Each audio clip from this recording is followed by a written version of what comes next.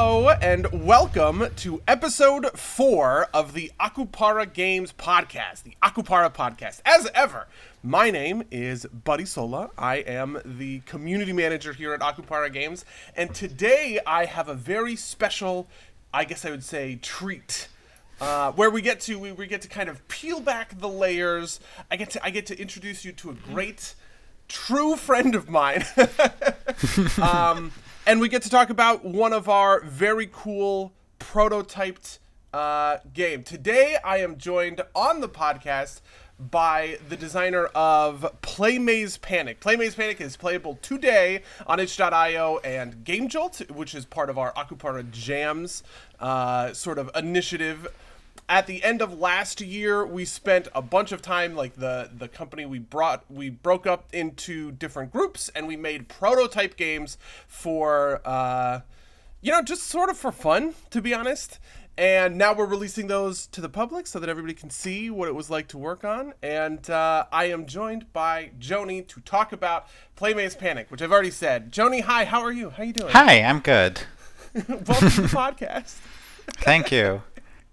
Okay, so we can get right into it, to be honest. Where did the idea for Playmaze Panic come from? So I actually had this idea, for a long time before I joined Akupara, or kind of after graduating college, I have this, list of just, good game ideas, or just, ideas of, I would eventually want to do.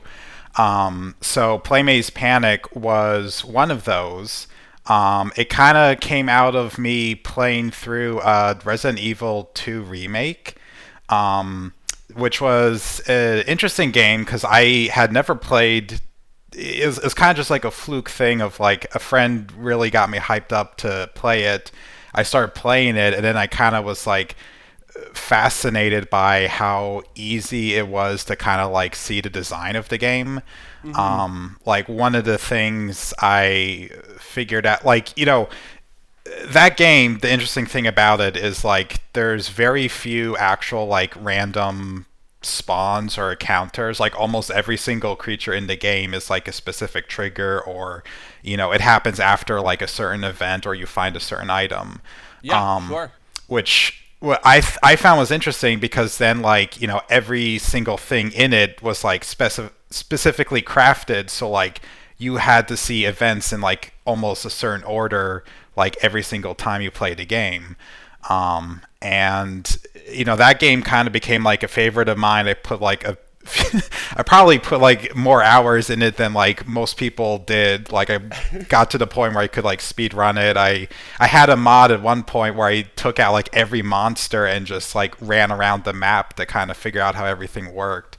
But the fascinating thing I was realizing with it is how basic the design was, because almost every Resident Evil has a lot of puzzles, but almost every puzzle was you have a locked door and you have to find an item to unlock that door.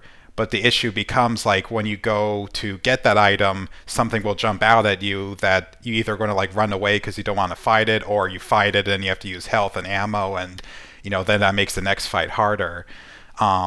So it kind of struck out to me as an interesting idea or just a very effective way to design a horror game where it's you don't have the design itself is just you have a monster and you shoot it, but it also made it so the player was kind of responsible for how they progressed in the game, because my first playthrough, I found myself not progressing just purely on either my own fear out of you hear Mr. X stomping around and you just hide up in the safe room, or I know there's a monster around the corner that I don't have the ability to fight right now. Yeah, so Mr. X he's that guy with the teeth, right? Is that or am I thinking of Resident Evil? I might be thinking of a different maybe. One. Okay, fair enough. I don't know. I remember playing Resident Evil. I lived in Japan for a while, and I remember playing Resident Evil, and I can't believe they did this. There was a game shop down the street from my apartment, mm-hmm. and they had these demo stations of like PS2 and like N64 games, and one of the games was a Resident Evil game, and I was just like, first of all, I was 10. Second of all, I was like on the street, like it was out on the sidewalk basically. Oh, jeez. That we were playing this Resident Evil game, and I remember being incredibly terrified to this day of Resident Evil because of that experience. Yeah. Though I don't know if I was playing Resident Evil 2, Resident Evil 3. I mean, I don't know. It could have been. There's a lot of monsters defined by teeth, I think, in those games. Yeah, this was like 1999. But anyway, yeah. Okay. So that's really interesting. Who else was on your team for Playmaze Panic? So I was the designer. We had Estavo and Rob were the programmers. Miguel who's a social media manager. Also, Miguel's been on this podcast. He has. Shout out, Miguel. I'm sure he'll listen to this later, and he'll be really happy that I gave him a shout out. Yay. He had to do the environment art, which was like all the little tubing.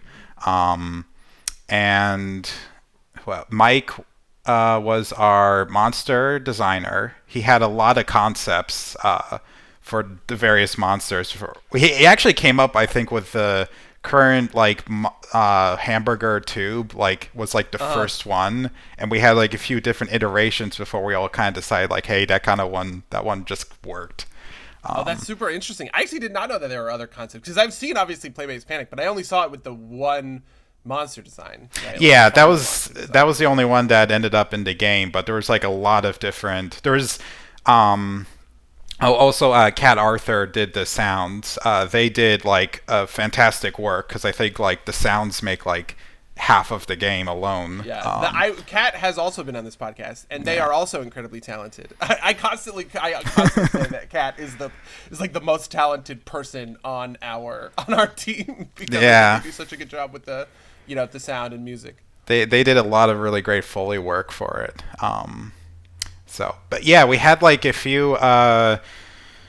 There's a few different iterations of kind of everything. There was actually, I think there was a point we were trying to figure out like we were kind of going like a little bit of a Stephen King vibe with the game at one point, where you're kind of like you enter into like a normal like indoor playground, and then it kind of turns into this like weird like you enter through at some point you entered through a portal, and now you're like in an alien version of like the playground, where there's a little alien kid running around, and that was the monster.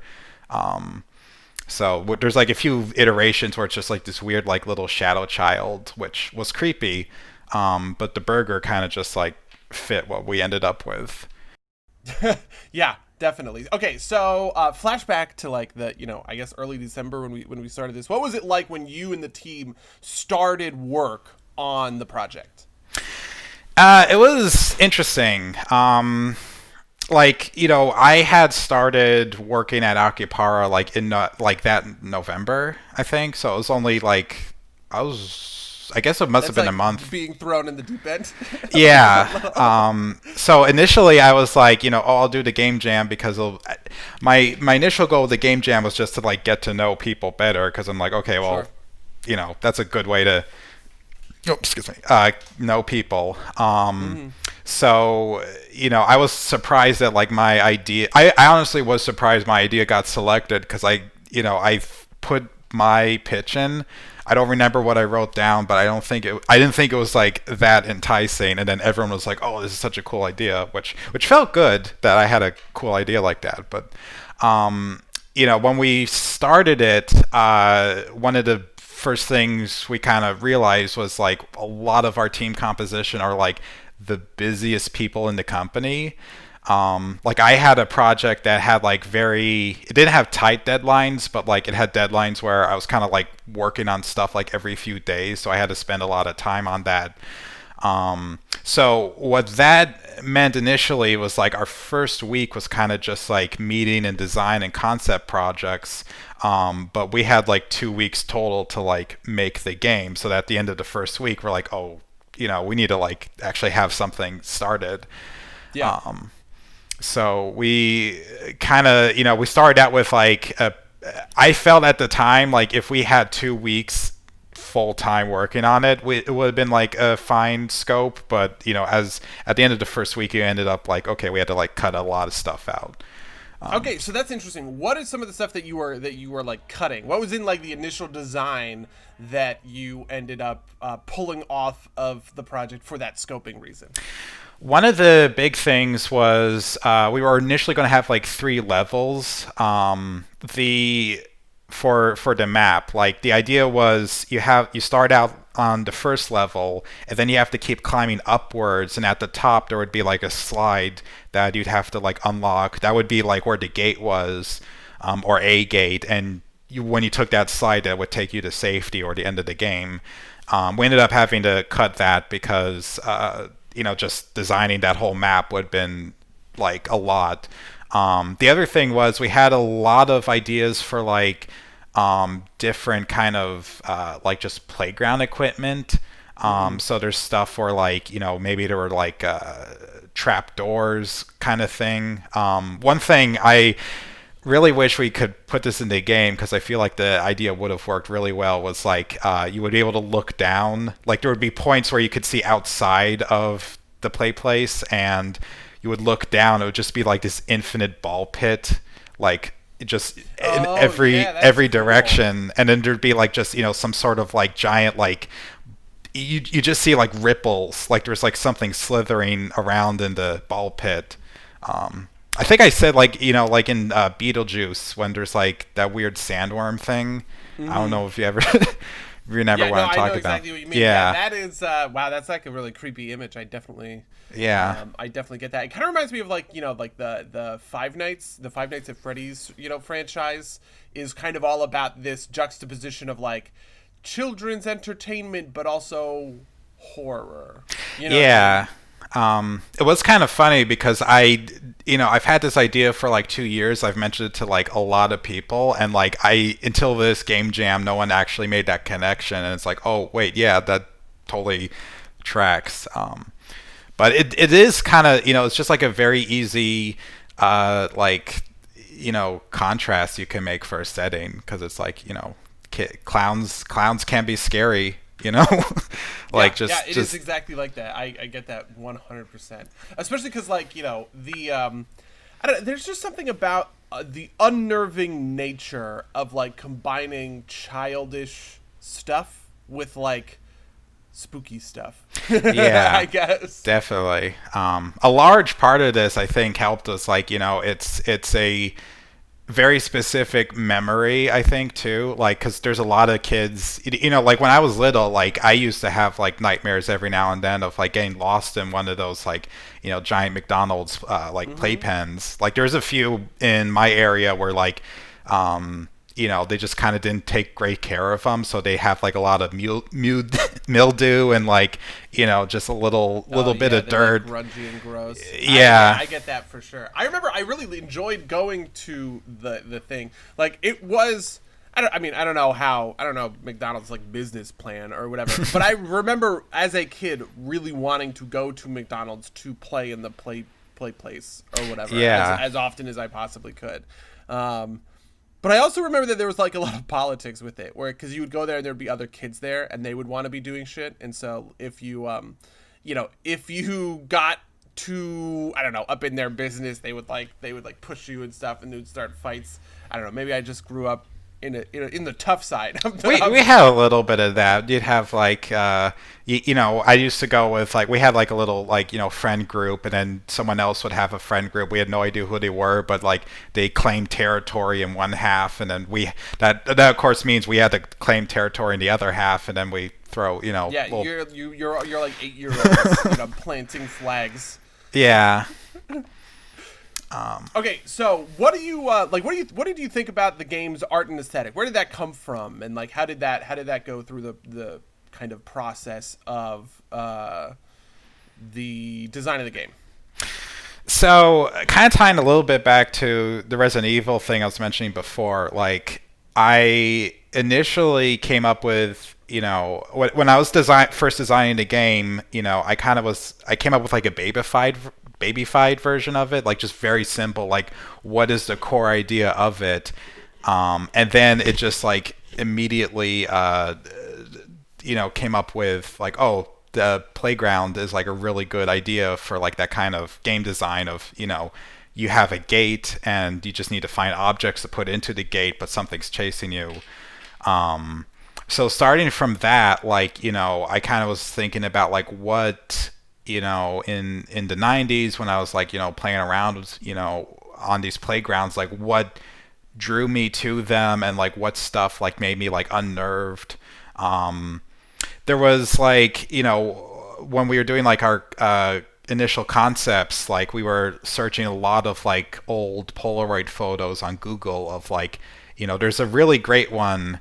I don't think I could find it anymore, but there's a really great one where it's just like little girl who's just like stuck behind like 6 or 7 layers of like elastic banding or something. Like it's just like she's like really deep inside this like pit thing, and she's looking out and she's happy, but like just like the angle and the lighting of it just makes it seem like she's just in this like weird other just universe kind of thing. So we were kind of looking at like, we were kind of looking at like, we want it to be like this weird sense of like nostalgia, but also just like, nostalgia that you kind of never really had. Like just remembering like, oh, this is like, some entity is trying to like recreate a memory that you never had kind of thing.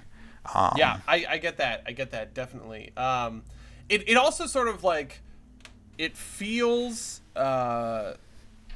weird, like like to go back to that point in time, because it does feel specific, right? Like I don't know if there are play places still around or whatever, but I just sort of imagined like that Chuck E. Cheese is out of business and everything like that. It's just like a less common thing now than it would have been 20, 30 years ago. Yeah, it's definitely like it's just this like weird like universal memory pool we can kind of draw from of like like we were looking up like what would indoor playgrounds look like now, and they're just this like weird like they have like different aesthetic like modern designs. Like a lot of them are designed more to be like actual playgrounds, or they're just like massive. Well, there's a lot of like places now that are just specifically just indoor gyms, but they're just like there's not really like I think like the specific memory of like eating fast food and then immediately like running into like a gigantic playground with a ton of kids is like something that like I don't know if that's still a thing, because I swear there's like a McDonald's around here that like in my area there's like a few places where like they had a massive like twice the size of the actual restaurant like just area for the place that like a lot of them have turned into like cafes more than anything. But there's like a lot of very vivid memories that like we were trying to conjure. Like you ever see those when they had the N64, they would have like those weird. Oh my god, yes. Yeah. 4 in the table or whatever. God, yeah. That's the coolest. Oh man. But I remember like in my area, like almost every single one I went to, there'd either be like a controller missing or just like broken. Like none of the 90% of the time, it'd just be like a miracle if you found like one of those consoles that like actually worked and not just like this weird, it's just this big hunk of plastic that doesn't do anything. But it is like a memory that like you can mention that and everyone kind of remembers. So that was kind of the thing we were like going for. If like remember walking through the thing, and you walk through the tube and it feels a little bit sticky, and no matter how much they clean, it's always going to feel a little sticky. Yeah. Okay. So speaking of the tubes, I'm interested. Like, did you design the game's map? How does the game's like map work? What was your thought process as you actually sat down to be like, all right, my next task is to chart the course of the map so that players can move throughout the maze? Yeah. So yeah, I designed a map. We had like a few different ideas of how we wanted to do that. I ended up like just placing a bunch of so first thing we tried was like we were making this like idea of like the tubes would kind of like slowly shift around, like a corner tube would like rotate and kind of block off an exit Oh that my was there god, before. That that's so functionality, disorienting. yeah, like that functionality is in the game. It just would require like the maps to be redesigned a lot differently. We were also considering the idea of having it like procedurally generated. We did design a lot of the tube assets. Like, I actually gave Miguel, like, I found a like actual like playground supplier where they just have like you can buy like a section of tubing. So I was just like, here, just like make a few. Here's the ones I think we could use, and Hmm. he managed to like make those. So But that you that could hypothetically kind of like plug and play, like Legos or something. Yeah, Right. yeah, that was the idea that we ended up with was like instead of just creating a whole map, we just had like a bunch of Lego bricks we could kind of like plug around. Um, so yeah, like the final map I put together at like almost the exact last minute. um, but my thought with it as I was putting it together was kind of making it so. You would kind of be able to find your bearings a little bit, but it wouldn't like you would still have to like kind of if it would be something where you'd have to like be focused on where you were. Otherwise you'll like get lost like pretty easily. So like in the blog post we have like a overhead shot of what the map looks like. So I have a bunch of sections of the tube that are just like color coded, which they are not color coded to like what they were. It's just like, oh, this section will be purple, this section will be blue. But it kind of gives you like a sense of direction. Like, oh, I know where purple is, so I can head there, and then I think the exit was at the other side of it. The other thing I also designed was there's like no dead ends. Like every piece of tubing, like there's three entrances when you start the game, Uh-huh. or actually four, because one leads to the exit room, but that doesn't connect to anything.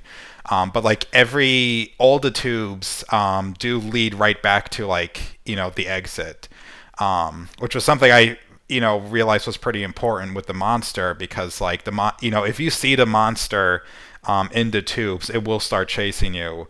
So I wanted like if you start getting chased, like you can just like double back and eventually get out to like other entrances, and you could kind of like duck around a corner. So it was kind of like it's interesting because like it's a lot smaller map than we started out with or we were hoping for, but like it actually works pretty well because like there are just a bunch of twists and turns that take you longer than you should. Like it's one of those things also like I was saying with like Resident Evil, it's like you can hear the monster like pretty well throughout the tubing, so like Yeah.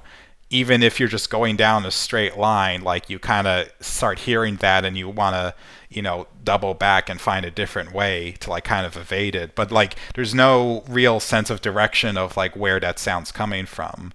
Interesting. Yeah, that I find that really that is interesting and compelling because I think if you had a big, wide, super expansive maze, right, then it's kind of easy for you to lose track of the monster, right? Like the monster's chasing you down, you double back, you kind of run away from it, and now it feels like you are you're not in that sort of like constant danger. Whereas when I was playing the prototype, it felt like the monster was sort of like around every corner. Even if I dodged it, it was only like that was only a temporary solution because the map just isn't that big. Yeah. So like in future iterations, I want to like play around with that a little bit more. We did take a little bit of inspiration from Alien Isolation. Like in that game, there's like a lot of areas where you're like crawling around in vents and stuff. But that game also like the alien will like teleport to you more often than not. So it's not like an active entity wandering like the whole map, which it is in our game. So there's a lot of like options we can do to like play around with it in like future iterations. Oh, so that's interesting. Okay, so the monster is an entity in the map, and it never teleports or anything. It is always, hypothetically speaking, you could, if you were good enough, kind of track and predict its movements because it follows the same laws of the map that you do. Yeah, like it is set on like a patrol path. It will, like, as soon as it like detects you, it'll like deviate from that path to chase you down, and it does chase you for I think it's able to detect you like a few seconds after it loses sight of you too. So there is like kind of a patrol you can figure out, but like it takes the only safe place is that orange room that you start out in. So it's also like very hard to like kind of there.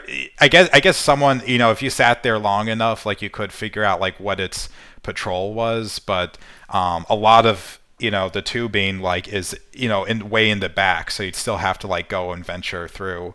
Some of the items also, like, there's one of the key items also spawns in like the farthest point from the safe room, so you still have to like there's kind of no way to like actually avoid the monster to begin with, unless for certain it's in like a far corner or something.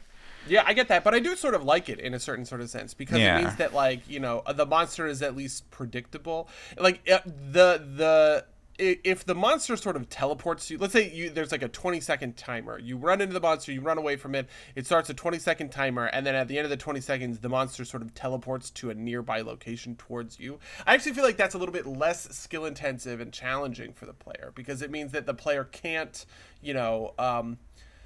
have an understanding of like the player can't mentally chart their own map of the play maze and then place the monster somewhere within that map such that they understand that they want to take the left fork over the right fork because the right fork has a higher percentage chance of running into the monster. Do you know what I mean? Yeah, definitely. Like in Resident Evil, I think Mr. X does do a little bit of like teleporting around, but like for the most part, he'll teleport in the area and then he'll just like wander and patrol that area, for a good while. So you can't actually like evade him.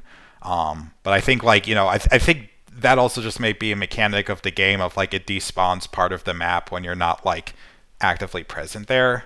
I'm not 100% sure about that, but yeah, I do like the design a little bit better of like it is a entity in the world that follows a set of rules that you can kind of like figure out. You just like something that is readable by the player, right? Yeah. Okay, so you mentioned before about like expanding the game and expanding some of the monsters like functionality. If you could, right? Like let's say you could expand the game. What would you think about adding? Like what is first on your priority list for things you would want to add to the title? So I think like one of the first things is come up with like a few different monster designs, because I think like figuring out like what's chasing you and how it moves kind of helps inform a lot of like how you design the rest of the game. Because like the burger monster is just like floating around in tubes, but I mentioned like we were having like a ball pit monster. Like I think there's a bunch of different directions we can take it, because like one of the nice things about this specific pitch is like I don't feel like it's locked to a certain like design or intention. It's just like we want you to like just be in this world and feel like these specific feelings. So I think there's a lot of potential. Like one thing I do want to try and do is have like a lot more verticality, I think. Like I want to find ways that we can make the player like have to climb up into a new section where there's maybe like new dangers. Like I want the maze, I think, to feel a lot bigger than it currently does. I get that, especially because verticality typically is like also disorienting. What I mean? Like it's easy for somebody to chart a 2D plane. Our brains are sort of wired to do that to a certain extent. So like I could probably, given enough time, figure out what the like what a 2D map is. But at the moment that you had 3D there, now I'm like charting across multiple levels. That becomes much harder for me to mentally map, which I think is interesting. Yeah. For a game like this. I do want to also add more like just like different playground equipment, like we mentioned. Like we want, I think monkey bars was something we talked about at one point, where you have to like, you have to climb across a monkey bars, but if you fall into like the ball pit, and then you have to escape from there somehow. Oh my god, that's actually really spooky. But I get that for sure, especially because the big monster that you described. Yeah. Wow. Yeah, that's really neat. Okay, well, that is all the time that we have for today, but thank you so much for coming in, peeling back the layers, as I always say, into indie, indie game development. Mm-hmm. No, thank you for having me. For those of you who are now so intrigued by the Playmaze Panic design that we have spent the last 30 minutes discussing, you can play Playmaze Panic for yourself at either itch.io or gamejolt.com. It's the Akupara Jams sort of label. You'll be able to play all 3 of our games, including next week's game, which hasn't been announced yet, but we'll also have a podcast discussing that one. Last week's game, which was my game, Tavern Keeper, and we're really excited to hear what you guys have to think about the prototype games that we have put up. But otherwise, I think that's going to be the end of the podcast. Thank you so much, Joni, for joining me. Yeah, thank you again. And I hope all of you out there have a wonderful day. Stay hydrated. Wear masks. All of the good stuff. We will be back soon.